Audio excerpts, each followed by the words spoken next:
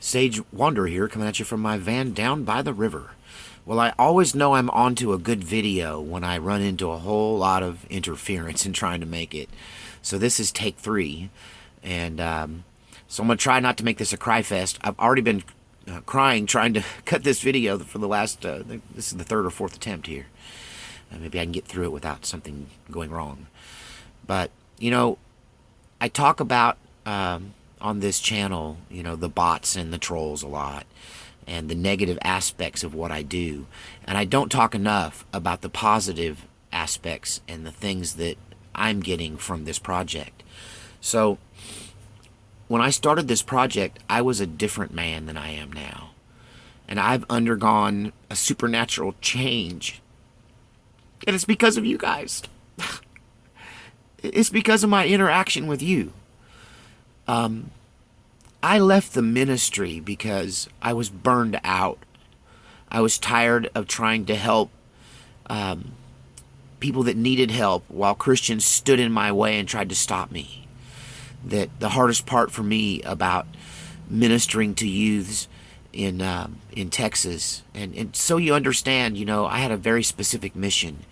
I would take buses into areas where people, children were in single family homes and people struggling financially, like lower income people that were really, at risk teens. And I would send out buses to pick them up and bring them to youth night. And I did everything I could to draw and attract them in.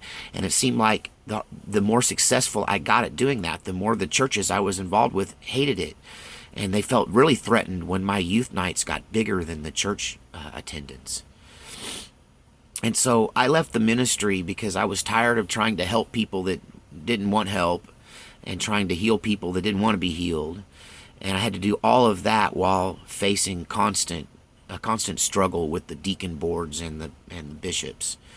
And it was just really hard to do what I did. And I left because I lost hope. And I started to just see people as negative in general. And I withdrew from life. And I found comfort in the honkytonks, where when everybody's drunk, everybody's having fun.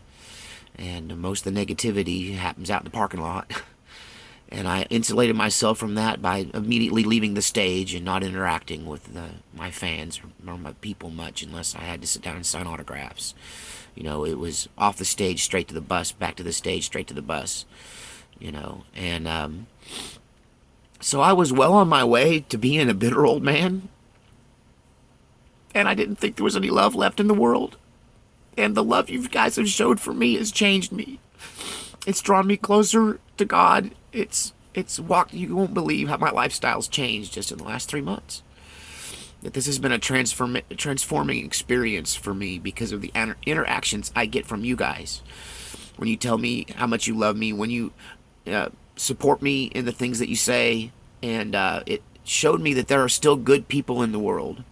Now, with the trolls and all the negativity, it showed me that evil is more prevalent than it's ever been. But there's still a remnant. There's a remnant of what this world used to be like. How people used to treat each other. A time when, remnants of a time when love was common.